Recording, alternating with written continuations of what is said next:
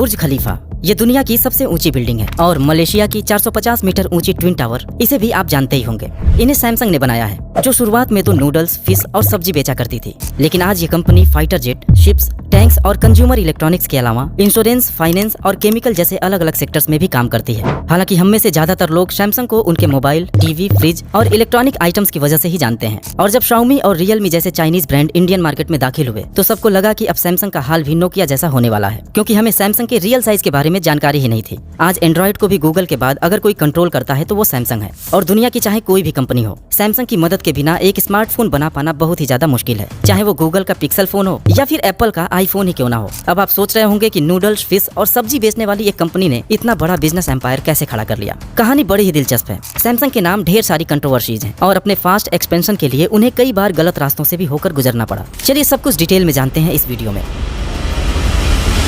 ये है ली बियोंग चुल, जो साउथ कोरिया के एक रिच फैमिली से बिलोंग करते थे और सिर्फ 28 इयर्स की एज में सैमसंग ट्रेडिंग कंपनी की शुरुआत किए थे। और आपकी जानकारी के लिए बता दूं कि कोरिया में सैमसंग का मतलब होता है 3 स्टार, जहां 3 नंबर कोरिया में बिग और पावरफुल को शो करता है और स्टार का मतलब एवरलास्टिंग। और आज बिग, पावरफुल और एवरलास्टिंग सैमसंग को डिस्क्राइब करने के लिए एक परफेक्ट वर्ड है। लेकिन शुरुआत में ऐसा नहीं था। सैमसंग एक छोटी सी ट्रेडिंग कंपनी हुआ करती थी, जिसने धीरे धीरे अपने बिजनेस को पूरे साउथ कोरिया और आसपास के कुछ कंट्रीज में एक्सपेंड कर लिया था। सियोल शहर में उनका हेड ऑफिस था और साल 1950 में नॉर्थ कोरिया से जब वॉर शुरू हुआ तब तक का नाम साउथ कोरिया के टॉप 10 ट्रेडिंग कंपनी में शामिल हो गया था। और दोस्तों, इस वॉर से ही सैमसंग की असली कहानी शुरू होती है। वॉर की वजह से उनको अपना बेस सियोल से बुसान शिफ्ट करना पड़ा और बिजनेस की हालत तो ऐसी हो गई कि सरवाइव करना मुश्किल हो गया। एक्सपोर्ट करना तो दूर, लोग खाने पीने की चीजों के लिए इंपोर्ट पर डिपेंडेंट हो गए। जैसे ही वॉर खत्म हुआ, ली ने अपने बिजनेस को डाइवर्सिफाई करने का फैसला किया और लोगों के लिए सस्ते प्रोडक्ट्स बनाने के लिए काम करने लगे। कोरिया में शुगर केन का प्रोडक्शन काफी लार्ज स्केल पर होता है, इसलिए सैमसंग ने शुरुआत एक शुगर रिफाइनरी से की और उसके प्रॉफिट से ही टेक्सटाइल इंडस्ट्री में भी एंटर कर गए, ताकि लोगों के लिए सस्ते कपड़ों की जरूरत को पूरा किया जा सके।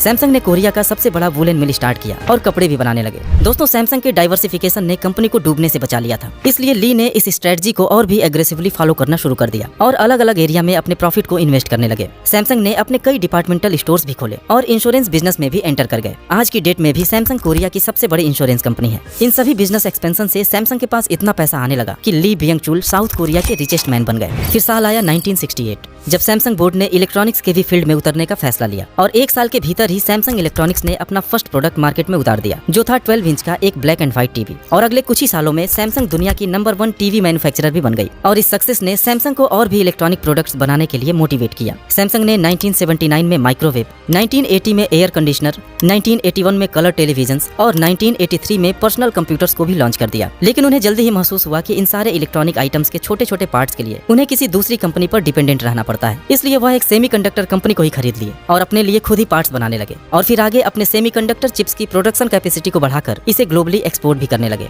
आज एप्पल भी अपने फोन में सैमसंग का ही मेमोरी चिप यूज करता है। इसके अलावा भी सैमसंग के कुछ ऐसे डिविजन्स हैं जिनके बारे में जानकर आप शॉक्ड हो जाएंगे। सैमसंग हैवी इंडस्ट्रीज दुनिया के लार्जेस्ट शिप बिल्डर्स में से एक है। इनका एक दूसरा डिवीजन है सैमसंग कंस्ट्रक्शन एंड ट्रेडिंग, जो रोड, टनल्स, ब्रिजेज और काफी बड़े बिल्डिंग प्रोजेक्ट्स पर काम करती है। और जैसा कि मैंने वीडियो के शुरू में ही बताया था कि दुबई का बुर्ज खलीफा और मलेशिया की ट्विन टावर को सैमसंग ने ही बनाया है। इसके अलावा साउथ कोरिया का लार्जेस्ट थीम पार्क एवरलैंड, कई लग्जरियस होटल्स और एक पूरा टाउन सैमसंग ओन करता है, जिसे सैमसंग टाउन के नाम से जाना जाता है। अब शायद जो लोग सैमसंग को एक मोबाइल फोन या कंज्यूमर इलेक्ट्रॉनिक्स की कंपनी समझते थे, वह मुश्किल से आइसबर्ग के ऊपर का एक छोटा सा हिस्सा था। यहाँ अभी हमने सैमसंग के नॉन प्रॉफिट फाउंडेशन का तो जिक्र भी नहीं किया, जिसमें सैमसंग की यूनिवर्सिटी और मेडिकल सेंटर शामिल है। जी हाँ, सैमसंग मेडिकल सेंटर। एक यंग एंटरप्रेन्योर छोटा सा बिजनेस स्टार्ट करता है, अपने बिजनेस को अलग अलग मार्केट्स में डाइवर्सिफाई करता है। कोई रुकावट नहीं, कोई चैलेंज नहीं, और बहुत ही कम समय में एक मल्टी बिलियन एम्पायर खड़ा कर देता है। सुनने में यह स्टोरी एक इनक्रेडिबल बिजनेस सक्सेस की तरह लगती है, लेकिन ये पूरी कहानी नहीं है दोस्तों। इसके सक्सेस के पीछे की कहानी बहुत ही ज्यादा कंट्रोवर्शियल है। तो चलिए इस सक्सेस जर्नी के डार्क साइड को भी समझते हैं। वॉर के बाद साउथ कोरिया की अर्थव्यवस्था बर्बाद हो चुकी थी। प्रोडक्शन और एक्सपोर्ट पूरी तरह से रुक चुका था। कोरियन प्रेसिडेंट अपनी इकोनॉमी को एक्सपेंड करना चाहते थे और इसके लिए उन्होंने बड़े कोरियन ग्रुप्स को सपोर्ट करने का फैसला किया, लेकिन सपोर्ट का तरीका बिल्कुल अनएथिकल था। सैमसंग, एलजी और ह्यूंडई जैसे बड़े बिजनेसेस को आसान शर्तों पर लोन दिया गया, टैक्सेस में रियायत दी गई ताकि उनका बिजनेस एम्पायर बड़ा हो और देश की इकोनॉमी भी ग्रो कर सके। यहाँ तक कि जब सैमसंग ने इलेक्ट्रॉनिक्स के फील्ड फील्ड में एंटर किया तो कोरियन गवर्नमेंट ने इलेक्ट्रॉनिक कंपनीज पर लगने वाले टैक्सेस को 50% तक रिड्यूस कर दिया और उनको कंपटीशन से बचाने के लिए गवर्नमेंट ने जापान और कई देशों को साउथ कोरिया में इलेक्ट्रॉनिक प्रोडक्ट बेचने पर ही बैन लगा दिया और कंज्यूमर्स को सैमसंग का प्रोडक्ट लेने पर मजबूर होना पड़ा। ऐसे तमाम फायदे सैमसंग को पहुंचाए गए जिसकी वजह से वो अपने कंपटीटर से काफी आगे निकलता गया। और कुछ रिपोर्ट्स की अगर माने तो वॉर के बाद मिलने वाले अमेरिकन रिलीफ फंड को भी सैमसंग के फायदे के लिए इस्तेमाल किया गया और ये सब कुछ हो पा रहा था सैमसंग के फाउंडर ली की वजह से, जो एक स्ट्रेटेजिक पॉलिटिकल कनेक्शन बनाने के खिलाड़ी माने जाते थे और साउथ कोरियन प्रेसिडेंट के अच्छे दोस्त थे। और इस दोस्ती की वजह से सैमसंग को हमेशा एक स्पेशल ट्रीटमेंट मिला। बाकी कंपनीज की तरह सैमसंग के ऊपर कोई एक्सपोर्ट लिमिट नहीं थी। एक्सपेंशन में उनको कभी भी फंड की कमी महसूस नहीं हुई क्योंकि सरकारी बैंक्स के दरवाजे उनके लिए हमेशा खुले हुए थे। हालांकि सैमसंग के फास्ट ग्रोथ से कोरिया की इकोनॉमी को भी फायदा पहुंचने लगा, खासकर एम्प्लॉयमेंट के रूप में काफी लोगों को नौकरी मिलने लगी। लेकिन छोटे कोरियन बिजनेसमैन बर्बाद होने लगे क्योंकि कोई छोटी मोटी कंपनी गवर्नमेंट सपोर्टेड सैमसंग जैसे जायंट के सामने कैसे टिक सकते थे। सैमसंग इतनी पावरफुल हो गई कि जिस भी नए फील्ड में वो एंटर करते थे उसमें दूसरे बिजनेसेस को तहस नहस करने की ताकत रखते थे और इस तरह साउथ कोरिया की इकोनॉमी जाने अनजाने एक कंपनी के ऊपर ही कुछ ज्यादा निर्भर हो गई। सैमसंग साउथ कोरिया के अलग अलग इंडस्ट्रीज में हेविली इन्वॉल्व था और साल 2014 में तो साउथ कोरिया के कुल जीडीपी में 17% अकेले सैमसंग का कंट्रीब्यूशन था। एलजी और ह्युंडई की कहानी भी कुछ मिलती जुलती है, लेकिन सैमसंग उसमें सबसे बड़ा है। और पूरे कोरियन बिजनेस एम्पायर को जिस तरह कुछ गिनी चुनी कंपनीज ने अपने हाथ में लिया, उससे साउथ कोरिया का ज्यादातर पैसा, पावर और इन्फ्लुएंस 2-3 बिजनेस फैमिलीज के कंट्रोल में चला गया। साल 1987 में ली बियोंग चुल की डेथ के बाद उनके बेटे ली कुन ही ने उनकी जगह संभाल ली, जिनके समय में सैमसंग और गवर्नमेंट का रिलेशन और भी ज्यादा कंट्रोवर्शियल हो गया। 1996 में उनके ऊपर फॉर्मर प्रेसिडेंट को रिश्वत देने का आरोप लगा, लेकिन सैमसंग की गवर्नमेंट कनेक्शन की वजह से तत्कालीन प्रेसिडेंट ने उन्हें बिना किसी एक्शन के माफ कर दिया। ऐसे ही एक घटना 2008 में हुई जब ली कन ही को टैक्स चोरी और एक घोटाले में दोषी पाया गया और उन्हें अपने पद से हटाने के साथ ही 3 साल की सजा भी सुना दी गई। लेकिन अगले ही साल उस समय के प्रेसिडेंट ने उनकी सजा को माफ कर दिया और फिर से वो सैमसंग के चेयरमैन बन गए जैसे कुछ हुआ ही ना हो। इससे आप सैमसंग और कोरियन गवर्नमेंट के बीच के रिलेशन को समझ सकते हैं। इसके बाद भी अपने बेटे ली जेयोंग को सैमसंग का हेड बनाने के लिए गवर्नमेंट ऑफिशियल्स को रिश्वत देने के आरोप उनके ऊपर लगे। फिर उनके बेटे ली जेयोंग भी रिश्वत देने के दोषी पाए गए, लेकिन किसी भी आरोप पर एक्शन नहीं लिया गया।